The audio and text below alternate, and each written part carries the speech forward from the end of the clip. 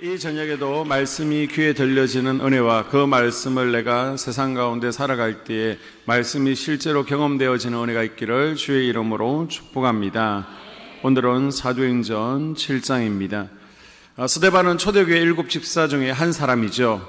초대교회 7 집사가 생겨난 이유를 지난 시간에 말씀드렸습니다. 교회가 부흥되어지고 복음이 전파되면서 예수 믿는 사람들이 점점 늘어나게 됩니다. 그러다 보니까 사도들이 구제하고 또 일처리하느라 너무 바빠서 기도와 말씀에 전무할 수 없게 되었습니다. 자연적으로 교회 내에 은혜가 부족하게 되었죠. 그러다 보니까 은혜가 식어지니까 교회 내에 원망과 불평과 갈등이 일어나게 되었습니다. 그래서 사도들은 자신들을 도울 7명의 집사들을 세우게 되었는데 그 중 한 명이 바로 스데반이었습니다. 본문에 보게 되면요, 스데반 집사님의 설교가 7장에 나오고 있습니다.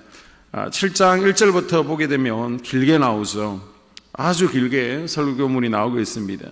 그래서 많은 성도님들이 스데반이 도대체 무슨 설교를 했는지 잘 모릅니다. 길기도 하고 또 구약을 쭉 읽는 것 같으니까 어떤 내용인지 7장을 우리가 잘 모르고 지나가는데요, 나름대로 포인트가 있습니다. 지금 스데반이 사내들린 공의의 재판을 받으려고 와 있습니다. 거짓 증인들이 뭐라고 고발했냐라고 하면 두 가지로 고발하죠. 그 첫째는 스데반이 가르칠 때에 예수가 성전을 무너뜨리려고 한다. 파괴한다는 의미보다는 성전을 쓸데없는 곳이라고 한다. 무용지물로 만들려고 한다. 이런 고소를 받은 상태고요. 두 번째, 예수가 모세의 율법 중에서 일부는 고치려고 하고 폐하려고 한다. 고발을 받은 상태입니다. 그런데 스데반은 여기에 대해 두 가지 변호 겸 자기 설교를 합니다. 그 첫 번째는요, 하나님은 성전에 매이는 분이 아니다, 이 이야기를 합니다.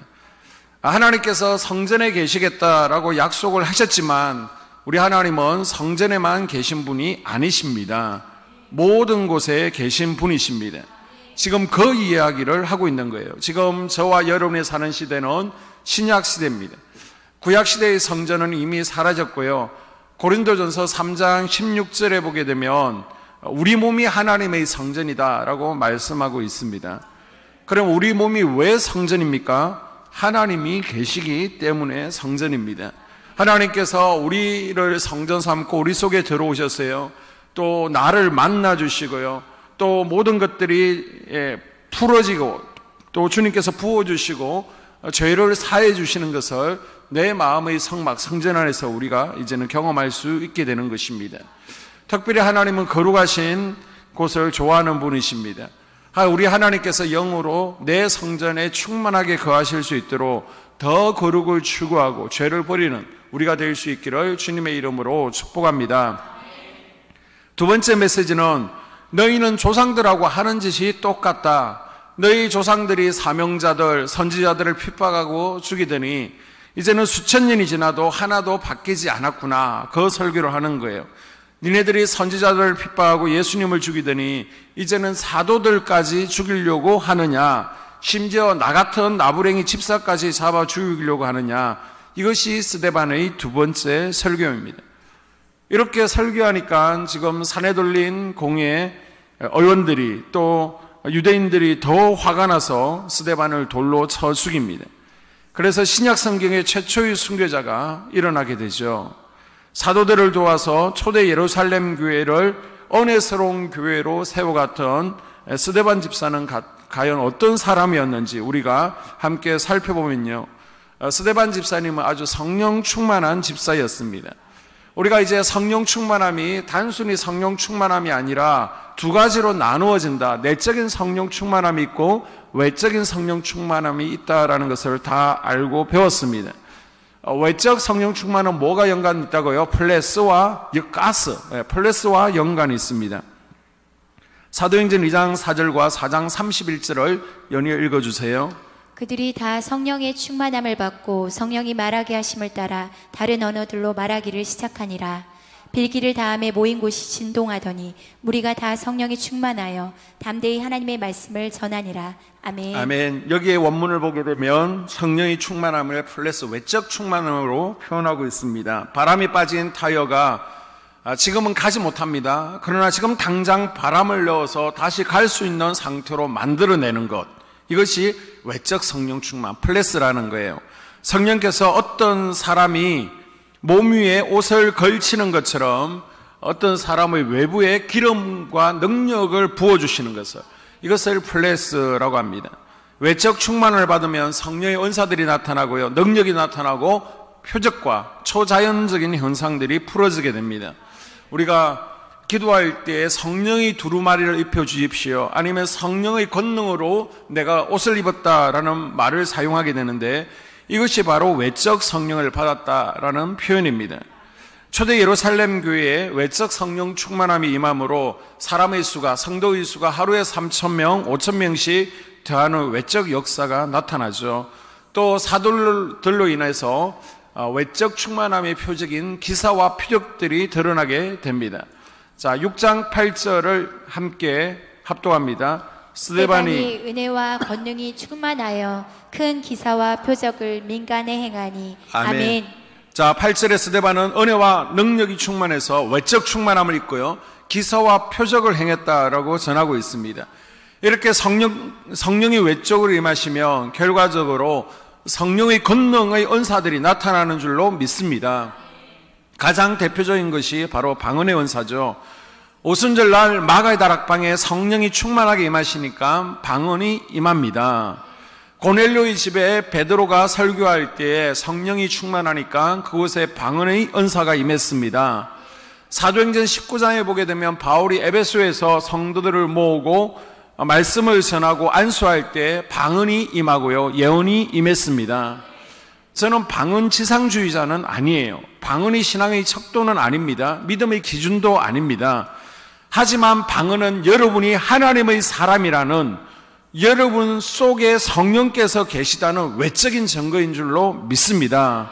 그리고 성령 체험의 가장 기본 현상이 뭐예요? 바로 방언의 은사입니다.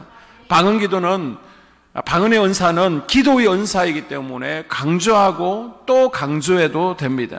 그래서 여러분 가운데 오랜 시간 기도하지 못하는 분들, 잡념에 빠지고 또 오랜 시간 깊이 기도 못하는 분들은 방언의 은사를 사모하십시오. 사모하면 우리 하나님께서 주실 줄로 믿습니다.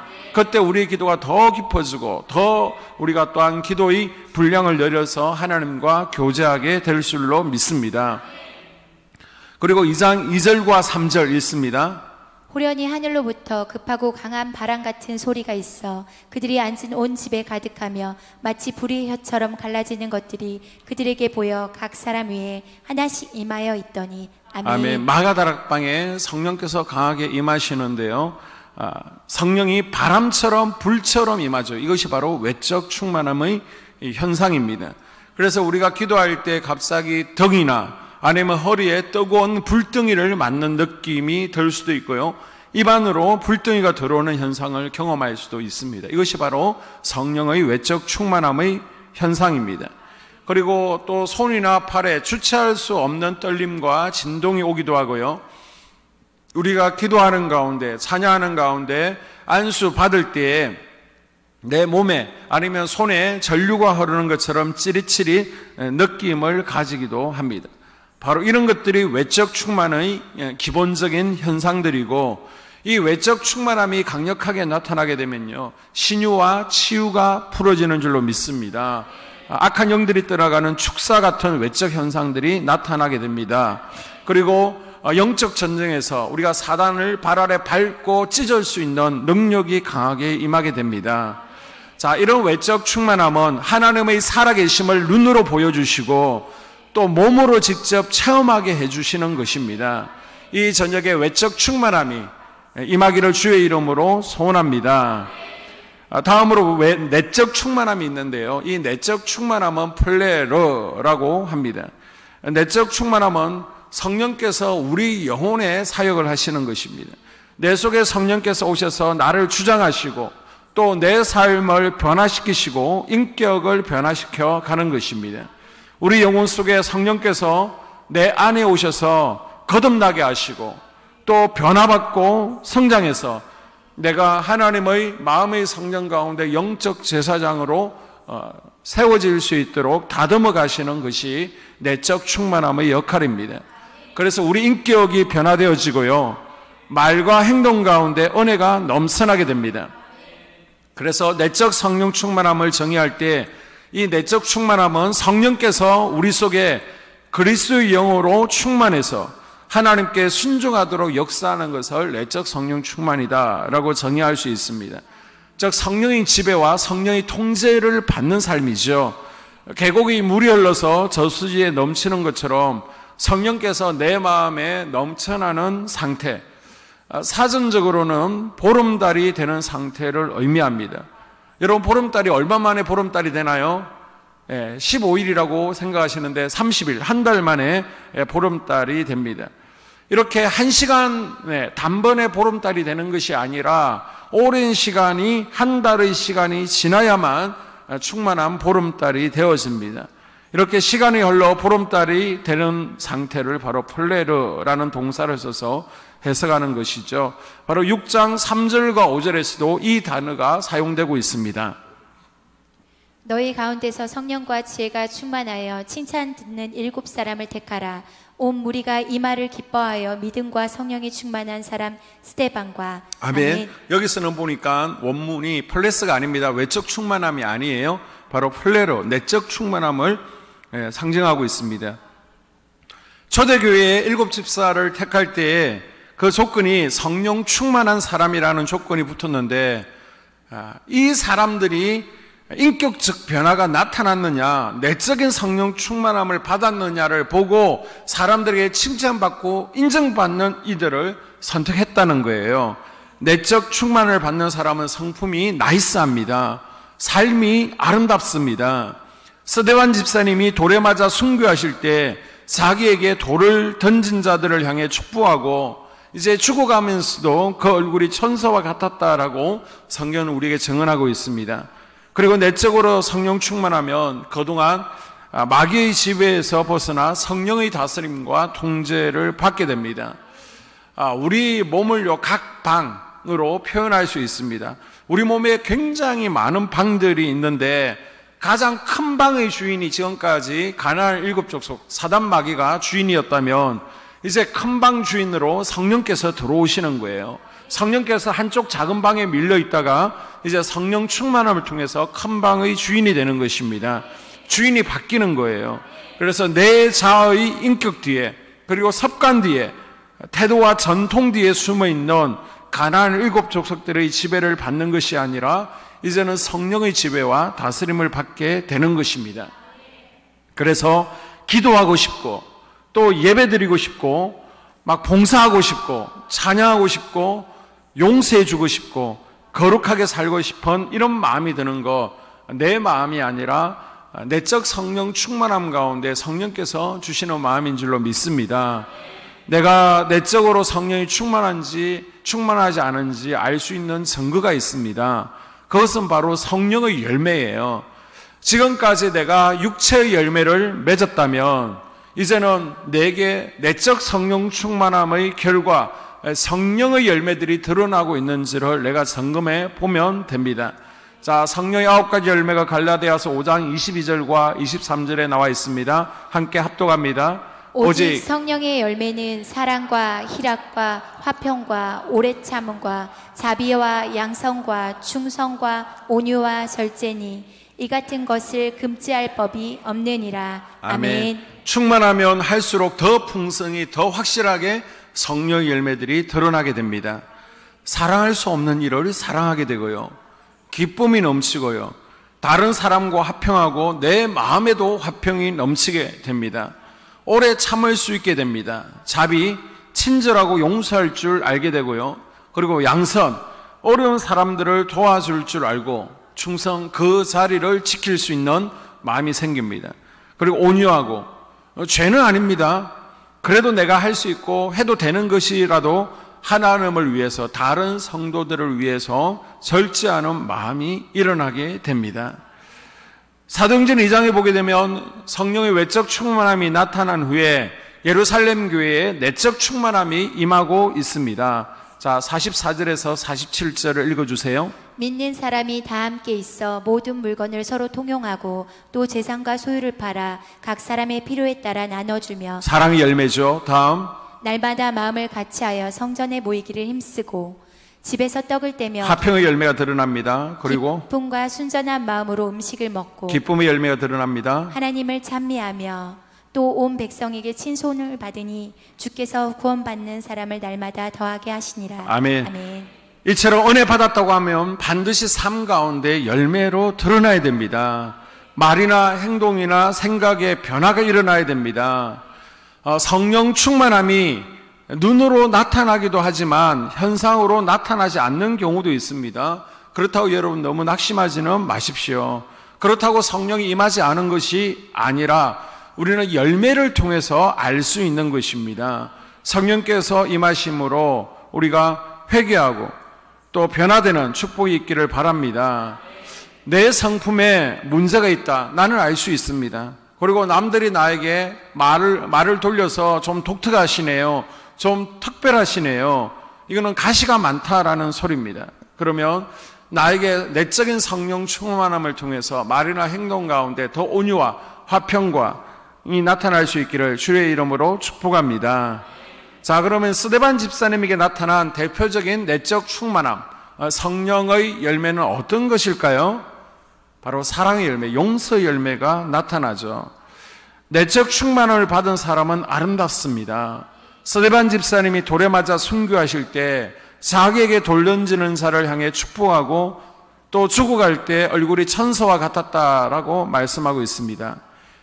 기도도 하다가 돌에 맞아 죽어가며 드린 스데반의 마지막 기도문 7장 60절을 함께 읽습니다. 무릎을 꿇고 크게 불러 이르되 주여 이 죄를 그들에게 돌리지 마옵소서 이 말을 하고 자니라. 아멘. 스데반을 죽이겠다고 지금 소리 지르는 이 사람들은 누굽니까? 헬라파 유대인들, 즉 스데반의 옛 친구들입니다. 한번 생각해 보십시오. 왜 베드로가 죽지 않고, 지도자라면 초대 예루살렘 교회 단임 목사라면 베드로인데 왜 베드로를 죽이지 않고 스데반을 죽입니까? 이 스데반은 지성인이요 학사이기 때문입니다. 헬라파 유대인의 대표이기 때문입니다. 이스라엘 토종 사람이 아닙니다. 외국인으로 유대교를 믿은 사람입니다. 이 사람 하나가 예수를 믿게 될 때 많은 유대 사람들과 유대교회에 있어서 큰 문제가 생기고 큰 파상이 일어나기 때문에 스데반의 싹을 잘라버리고 한 것입니다. 그래서 거짓 증인을 세우고 몰아가죠. 얼마나 억울했겠습니까? 지금 이 자리에 모여서 스데반을 죽이겠다고 아우성치고 또 이를 갈고 돌을 던지는 바로 그 사람들은 바로 엊그제까지만 해도 자기의 친구들, 동료들이었습니다. 그들이 스데반을 죽이려고 하지만 스데반은요, 저들을 용서합니다. 이를 갈고 저들은 미워하고 있지만 스데반은 미워하지를 않습니다. 뭐라고 해요? 저들의 죄를 사하여 주옵소서. 저들이 하는 것을 모르기 때문입니다. 여러분, 원수를 용서하는 것은 정말 어려운 일이죠. 나아가 원수를 위해서 기도하는 것은 더 어렵습니다. 근데 스데반 집사님을 보십시오. 원수를 위해서 축복하며 기도하고 있습니다. 여러분, 믿지만 싫지만 그래도 예수님의 말씀에 따라 우리가 용서의 삶을 스데반처럼 살아야 될 줄로 믿습니다. 우리가 힘들지만은, 우리가 싫지만은 왜 용서의 삶을 살아야 됩니까? 용서하지 않으면 상처가 치유되지를 않습니다. 아픔이 계속 자리를 잡습니다. 완전히 아물지 않은 상처가 있는 사람은 쉽게 상처를 또 입게 됩니다. 그 상처가 어둠의 세력들, 악한 영들의 침입 통로가 되기 때문에 우리가 빨리 용서하는 것이 좋습니다. 그리고 용서하지 않으면 몸이 쇠약해지고 몸에 질병이 생깁니다. 여기저기 아프고 또 쑤시게 됩니다. 우리가 마음으로 누군가를 용서하지 않으면 마음의 병이 신경이나 몸으로 옮겨갈 수 있습니다. 여러분도 경험해 보셨을 거예요. 누군가에게 분노를 쏟아내고 혈기를 쏟고 나면 몸이 아픈 것을 경험하실 것입니다. 그래서 여러분, 용서는 상대방을 위해서 하는 것이 아닙니다. 내 자신을 위해서 하는 거예요. 용서할 때 내 과거로부터 자유하게 되고요, 과거의 묶임과 매듭들이 풀어지는 은혜가 임하게 되는 것입니다. 그래서 우리가 기도를 받지 않아도 내가 용서하는 순간 병이 낫는 경우가 있습니다. 이 저녁에 우리가 용서함으로 말미암아 나를 묶고 있던 질병의 결박들이 풀어지는 것을 경험할 수 있기를 주님의 이름으로 축복합니다. 여러분, 내 주변에 도저히 용서할 수 없는 사람들이 있습니까? 하나님 앞에서 우리는 도저히 용서받을 수 없는 죄인이었다는 것을 우리가 기억할 수 있어야 됩니다. 예수님께서 자신을 십자가에 못 박은 빌라도와 그리고 유대인들, 군중들, 우리의 모든 죄를 아무 대가 없이 용서해 주셨습니다. 우리가 예수님을 닮기를 원한다면 다른 지체들의 잘못에 대해 대가 없이 용서해 줘야 되는 거예요. 여러분, 용서는 선택의 문제가 아니라 순종해야 될 예수님의 명령인 줄로 믿습니다. 나에게 상처를 준 사람들을 용서할 수 있도록 이 저녁에 기도합시다. 내가 미워하는 사람들을 용서할 수 있도록 이 저녁에 하나님께 도와달라고 기도할 수 있기를 바랍니다. 여러분, 용서는 쉬운 일이 아니에요. 나에게 상처 준 사람을 용서한다고요? 내 인생을 깨트린 사람들을 용서한다고요? 쉬운 일이 아닙니다. 과거에 보게 되면 중국 무협 영화들이 굉장히 인기가 있었습니다. 보게 되면 패턴이 똑같습니다. 그 부모가 억울한 죽음을 당합니다. 그 자식들 앞에 마지막으로 유언을 하죠. 내 원수를 갚아달라. 그럼 자식들이 그 아버지의 유언을 붙들고 이제 소림사나 또 무림의 고수를 찾아가서 열심으로 수련을 합니다. 그리고 다시 이제 돌아와서 부모님의 복수를 하면서 영화가 끝나는 것을 보게 됩니다. 이게 바로 세상 사람들, 우리의 모습이라는 것입니다. 나에게 상처를 준 사람들이 있습니다. 손해를 입혔고 이용해 먹었습니다. 은혜 받아 용서했다라고 기도했습니다. 그러나 시간이 지나면 또 올라옵니다. 마치 돼지 구중물을 물통에 받아 놓았으면 구중물이 밑으로 가라앉아 있다가 다시 휘저으면 올라오는 것처럼 용서는 생각보다 쉽지 않습니다. 그렇습니다. 용서는 쉽게 되는 일이 아니에요. 용서하기 위해서는 용서해야 되겠다라는 결단이 필요하고요. 또 의지가 필요합니다. 한두 번 기도하고 나서 미운 마음이 사라지지 않는다고 여러분 낙심하지 마십시오. 한번 따라해 볼까요? 용서는 과정입니다. 용서는 과정입니다. 용서는 한 번 했다고 끝나는 것이 아니에요. 용서했는데 그 사람이 또 밉다라고 하시는 분들이 있습니다. 분명 눈물, 콧물 흘리면서 하나님 용서합니다. 용서했는데 그 사람이 또 미운 건 왜 그렇습니까? 한번 용서했다고 그 마음이 다 풀어지지 않습니다. 바로 용서는 과정이기 때문입니다. 계속 용서를 해야 됩니다. 어떤 분은 용서하는 과정이 상처가 깊을수록 미움이 클수록 더 오래 걸릴 수도 있습니다. 이미 용서한 사람인데도 자꾸 떠오르고 마음이 불편하거나 안 좋은 감정이 솟아날 수 있습니다. 그때 다시 용서하는 것입니다. 그렇게 용서할 때 이 상처의 껍질은 마치 우리가 양파의 껍질을 벗기는 것처럼 한꺼풀 한꺼풀 벗겨져 나갈 것입니다. 그러다 보면 어느 순간 완전히 사라지게 되는 거예요. 결국 나를 묶고 있는 매듭에서 자유하게 되고 설령 생각은 날지언정 아픔으로 남지 않게 될 줄로 믿습니다. 여러분, 어떤 분을 용서했다라고 해서 다시 그 사람과 화해하거나 관계를 회복해야 된다라고 생각할 수도 있습니다. 그러나 그렇지는 않아요. 왜냐하면 간혹 상대방이 아직 준비가 되지 않았을 수 있습니다. 아직 반성도 하지 않았을 수 있습니다. 화해라는 것은 상호간에 이루어지는 것이죠. 만약 그런 상태가 아닌데 내가 먼저 용서했다고 다가가게 되면 또 상처를 받을 수 있습니다. 그리고 또 용서했다고 그 사람을 다시 신뢰하거나 함께 해야 한다라는 것은 오히려 위험한 생각일 수 있습니다. 예를 들어서 우리 회사 격리 직원이 공금을 다 써버려서 회사가 부도났습니다. 어렵게 힘들게 제기를 했습니다. 그 격리를 용서했습니다. 그러면 용서했다고 그 격리를 찾아가서 다시 우리 회사 격리를 맡아주십시오. 공금을 맡길 이유는 없다는 것입니다. 우리는 용서했을지라도 그런 사람을 다시 대할 경우에는 분별력과 지혜가 필요합니다. 그렇지 않으면 나도 상처받고 상대에게도 또다시 죄의 길에 빠질 수 있도록 길을 열어줄 수 있는 것을 우리가 기억하시고 우리가 분별력 있게 또 지혜롭게 용서할 수 있기를 당부를 드립니다. 용서가 시간이 해결해 주거나 나의 결단과 의지로만 누구를 용서할 수 있는 것도 아닙니다. 이런 노력과 기도에도 불구하고 어떤 분은 아픔이 여전히 남아 있습니다. 그때는 하나님의 도우심이 필요합니다.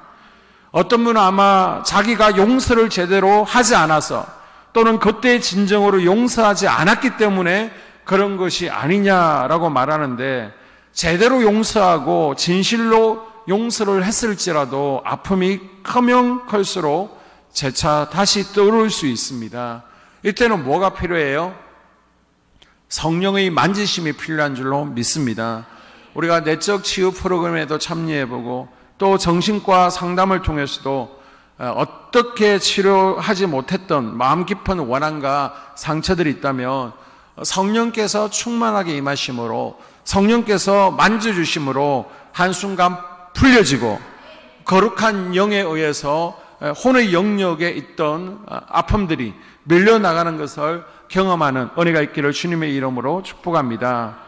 스데반은요, 성령 충만한 가운데 영안이 열려서 주님의 영광을 보았습니다. 스데반 집사님은 지금 죽어가면서 돌에 맞고 있습니다. 여러분, 돌에 맞으면 아플까요? 네, 아픕니다. 정말 아픕니다. 저도 이제 중학교 1학년 때인가요? 길을 가고 있는데 갑자기 뭔가가 날아와서 머리에 퍽 하는 거예요. 그래서 쓰러졌습니다. 머리가 찢어지고 피가 났습니다. 주위를 둘러봤더니 아무도 없는 거예요. 저 담장 너머에서 누군가 돌을 던진 것 같은데 그냥 제가 지나가다가 그냥 그 자리에서 맞았습니다. 정말 아파 죽겠더라고요.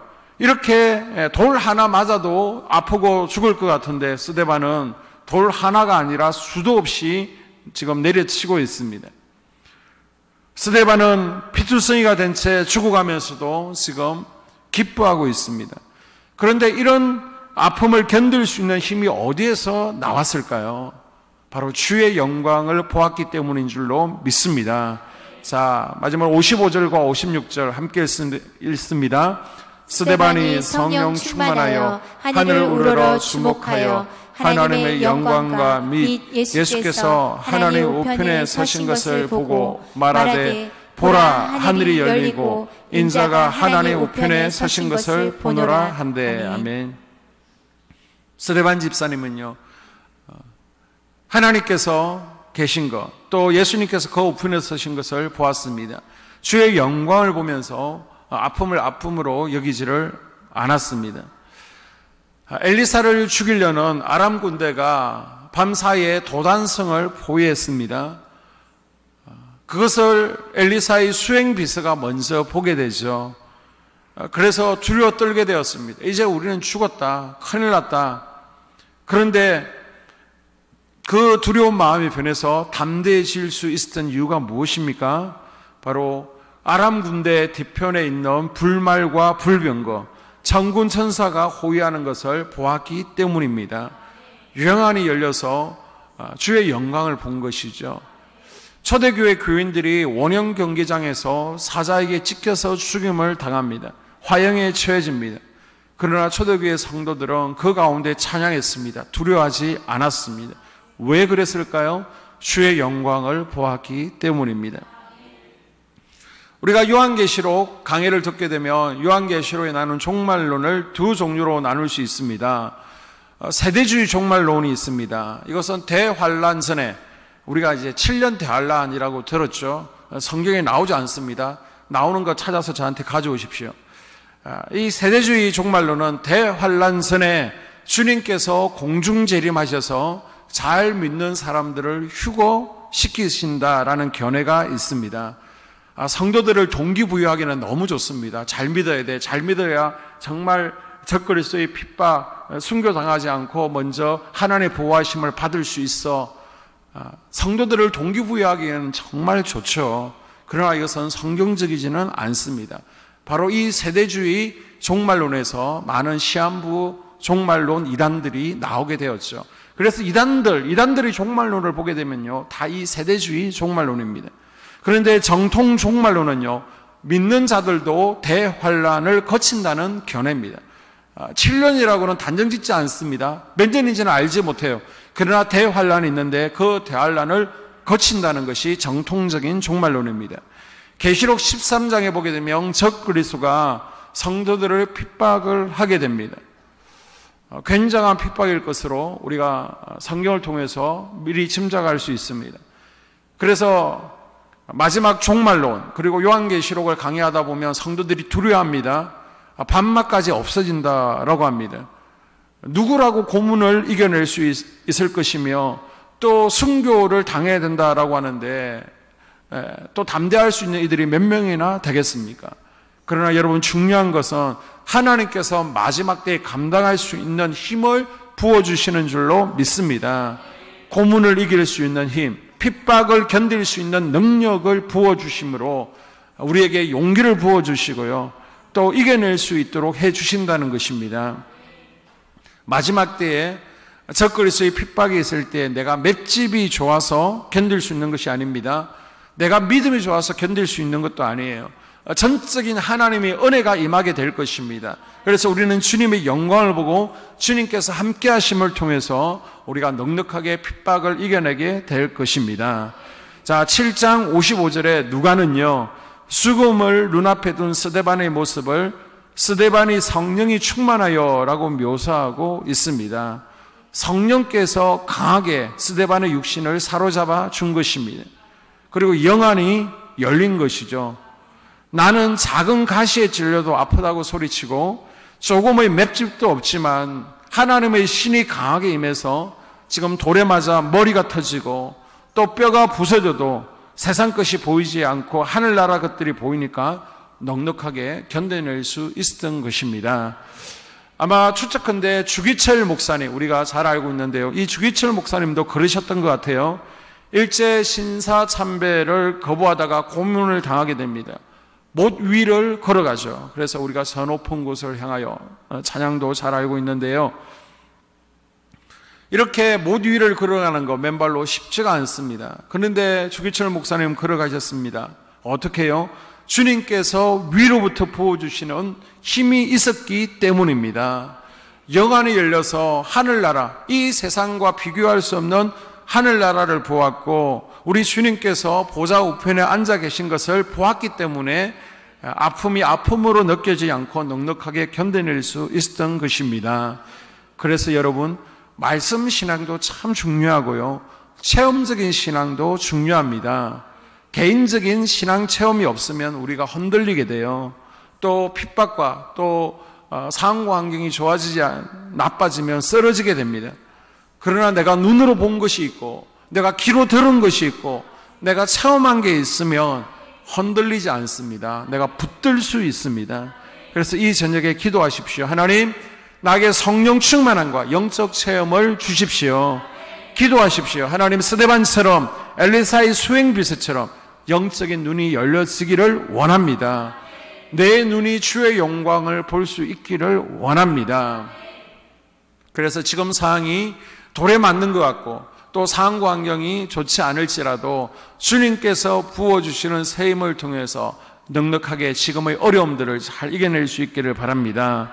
이 저녁에 바람 같은 또 불 같은 성령께서 임하기를 축원하고요, 성령의 열매들이 충만해져서 내 마음 가운데 있는 미움과 또 원망들이 다 떠나가고 성령의 열매들이 충만하게 드러날 수 있기를 주의 이름으로 축복합니다.